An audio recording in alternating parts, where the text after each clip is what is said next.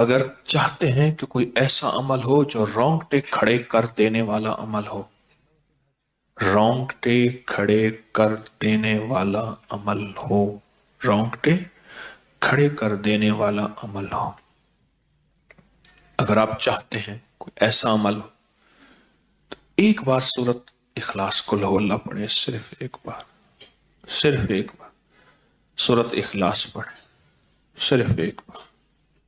اور جب پہنچے نا اللہ الصمد قل هو اللہ احد اللہ الصمد.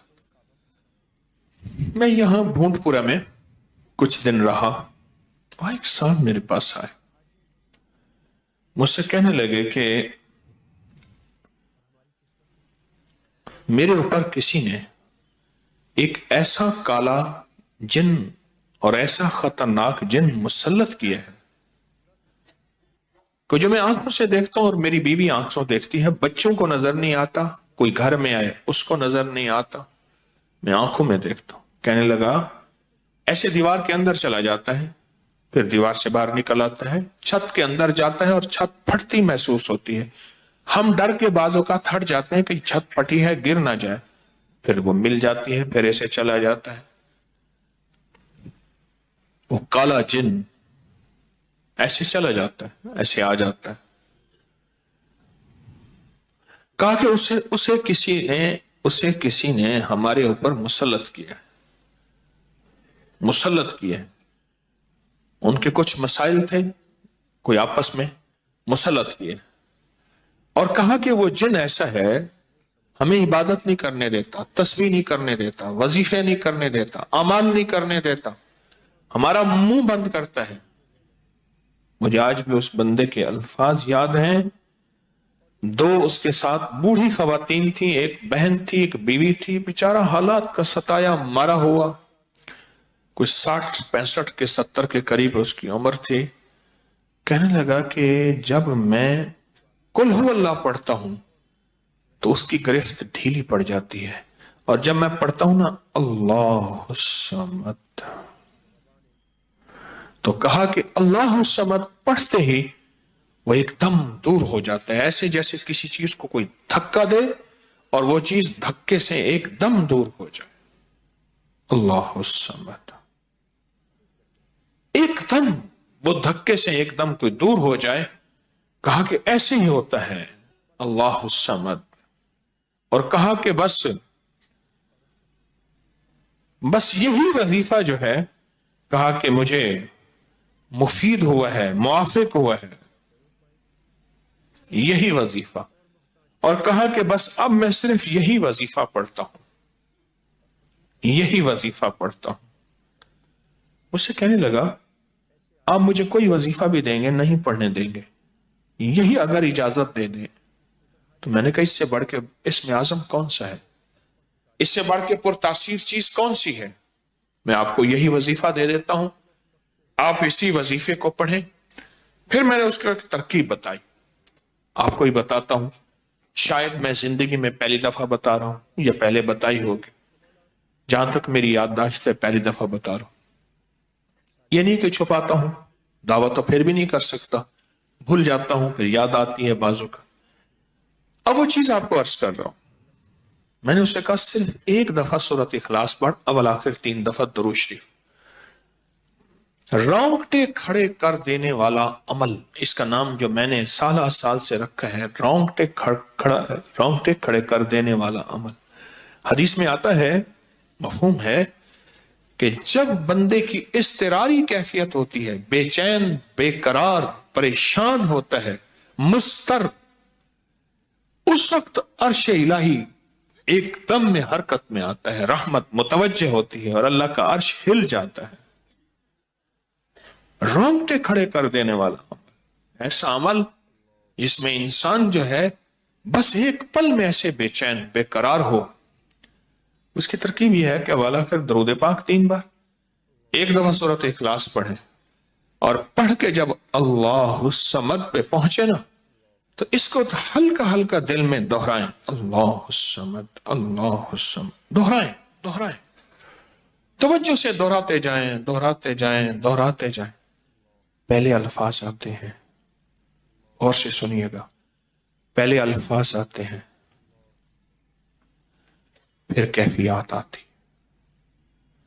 پہلے الفاظ آتے ہیں پھر کیفیات آتی ہے، پہلے الفاظ آتے ہیں، انسان پہلے الفاظ سے، بچہ نا، اسی بچے کو آپ ایسے لوگوں میں، بچے کو ایسے لوگوں کے ساتھ پلنے کے لیے جو بول نہیں سکتے، بچہ کبھی نہیں بولے گا، ہوں ہاں کرے گا، کرے گا، بول نہیں سکے گا، کیونکہ بچہ الفاظ چنتا ہے، پھر وہ الفاظ بولتا ہے، پہلے الفاظ ہوتے ہیں۔ کسی نے پوچھا، حضرت میرا دل ذکر نہیں کرتا، بس زبان سے کرتا ہوں۔ کہا مبارک ہو، اللہ نے جسم کے ایک حصے زبان کو قبول کر لیا ہے، اس کو نہ چھوڑنا، ایک وقت آئے گا دل بھی قبول ہو جائے گا، ایک وقت آئے گا دل بھی قبول ہو جائے گا۔ اس زبان والے ذکر کو نہ چھوڑنا، ایک وقت آئے گا دل بھی قبول ہو جائے گا، اس کو نہ چھوڑنا، اس کو نہ چھوڑنا، حقیقت کہہ رہا ہوں۔ میں نے اس سے کہا کہ ایک ایسا کام کر، تنہائی میں بیٹھ، اور تنہائی میں بیٹھ کے نا، بس صرف تو ہو، اللہ ہو اور بندہ ہو، تنہائی میں بیٹھ، اور تنہائی میں بیٹھ کر، تنہائی میں بیٹھ کر آپ نے ذکر کرنا، تنہائی میں بیٹھ کر آپ نے ذکر کرنا، تنہائی میں بیٹھ کے، اور اللہ الصمد کی ضربیں لگانی ہے دل پہ، دل پہ، دل پہ۔ پڑھنی صرف ایک دفعہ سورۃ اخلاص ہے، اور جب دیکھے نا رونگٹے کھڑے ہو گئے ہیں، اور انگ انگ میں سے آنسو بہنا شروع ہوئے ہیں، آنکھوں سے، آنسوں سے، اور دل سے، اور کیفیات سے، ہر جسم کا حصہ اللہ کی طرف متوجہ ہو گیا ہے، ہر دل کا حصہ، ہر جسم کا حصہ، ہر رگ رگ رگ رگ رگ رگ اللہ کی طرف متوجہ ہو گئی ہے۔ تو پھر اللہ کے ساتھ تعلق بنا، اور اپنی مراد، اپنی آس، اپنی امید اللہ کے سامنے پیش کر، اپنی مراد، اپنی آس، اپنی امید اللہ کے سامنے پیش کر، اور اللہ الصمد کو دوہرا دوہرا دوہرا دوہرا دوہرا۔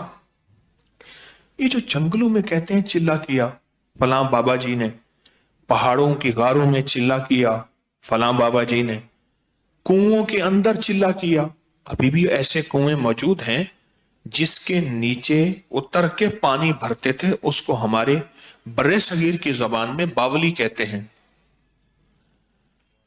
اس میں نیچے جا کے پانی بھرتے تھے۔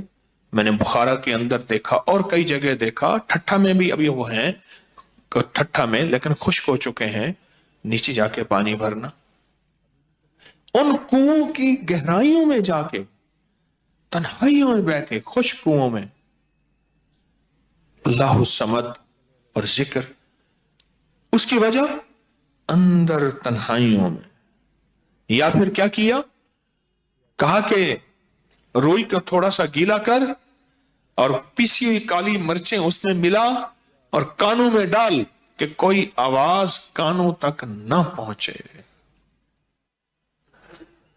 میری اماں رحمت اللہ علیہ کے پاس طوطا تھا، تو اس طوطے کو کلمہ پڑھاتی تھی، رات کو پڑھا پڑھا کے نا اس کے کانوں پہ موم لگا دیتی تھی، میں نے خود دیکھا، کانوں پہ موم لگا دیتی تھی کہ ساری رات اس کے کانوں میں، ساری رات اس کے کانوں میں اور کوئی آواز نہ جائے،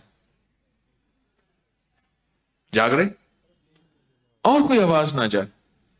اچھا ایسا کرتے رہے کرتے رہے، میں نے خود دیکھا کچھ عرصے کے بعد اس نے کلمہ پڑھنا شروع کر دیا۔ ایسے ہی ہم اگر مشق کر لیں، جانور کی مشق ہو جائے تو اس کو کلمہ زبان پہ آ جاتا ہے۔ اگر ہم کبھی بھی کسی جنگل ویرانے میں، کبھی گھر کی تنہائیوں میں، کبھی کہیں بھی ایک دفعہ سورۃ قل ہو اللہ پڑھیں، اور ایک دفعہ سورۃ اخلاص پڑھیں، اور ایک دفعہ سورۃ اخلاص پڑھیں، لیکن اللہ الصمد کو بہت زیادہ دوہرائیں۔ اصل میں اللہ میں نقطہ نہیں، صمد میں نقطہ نہیں، یہ حروف صوامت ہیں، یہ بے نقطہ حروف ہیں، اور ان بے نقطہ حروف میں بہت طاقت بھی ہے، بہت تاثیر بھی ہے، بہت کمال بھی ہے۔ اللہم اغفر لی ولوالدی وللمؤمنین والمؤمنات والمسلمین والمسلمات۔ آپ اس وظیفے کو اٹھائیں، اس میں ذرا چنیں کہ بے نقطہ حروف کتنے ہیں۔ آپ کو ایک حیرت ہوگی، اور آپ کو حیرت ہوگی کہ اچھا یہ کیا ہے۔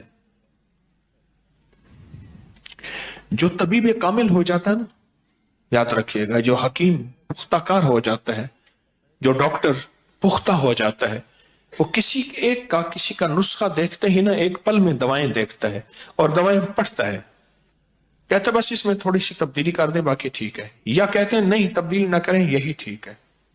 اسے پتہ ہے یہ اس جسم کے مطابق، اس بیماری کے مطابق یہ عین صحت ہے، عین تندرستی ہے۔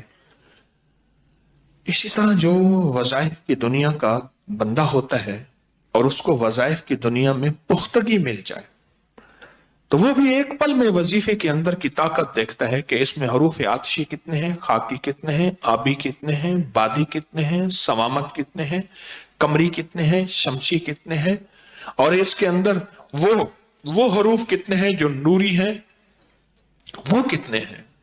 ایک پل کے اندر اسے وظیفے کی طاقت اور تاثیر، اور ایک پل کے اندر اس کے کمالات اس کے اندر کھل جاتے ہیں۔ اندیکھا جہان ہے، لاہوت مالاکوت کا جہان ہے۔ ایک صحابی حضرت معاذ بن جبل رحمت اللہ رضی اللہ تعالیٰ عنہ، وہ فرماتے ہیں کہ زندگی محدود ہے، علم لا محدود ہے۔ انہی کا فرمان، شاید انہی کا فرمان ہے کہ زندگی محدود ہے، علم لا محدود۔ تو جو علم لا محدود ہے اس کو ہم اپنی عقل سے سمجھنے کی کوشش کریں، اپنے شعور سے سمجھنے کی کوشش کریں، اپنے احساس اور ادراک سے سمجھنے کی کوشش کریں تو نہیں سمجھ سکتے۔ علم ہے ہی لا محدود، اس کی حد نہیں ہے۔ کبھی اگر آپ رونگٹے کھڑے کر دینے والے عمل کو چاہیں نا تو بیٹھ کے اس کی مشق کر لیں۔ دوسری یا تیسری مشق کے اندر آپ کو توجہات مل جائیں گی، ایک پل میں وجدان مل جائے، آپ حیران ہوں گے یہ کیا ہوا، اتنا جلد مجھے توجہ مل گئی، ساری عمر میں بڑی بڑی دعائیں مانگتا رہا، کبھی توجہ نہ ملی، کبھی کیا نہ ملی، توجہ نہ ملی، اور پل کے اندر اتنی مجھے توجہ مل گئی، آپ حیران ہو جائیں گے۔ اللہ الصمد، جب اس کو انسان وجدان سے اور پورے درد سے اور پورے غم سے اور پورے درد سے بندہ اس کو دہراتا ہے، اس کے اندر جتنے بھی حروف ہیں وہ سارے وہ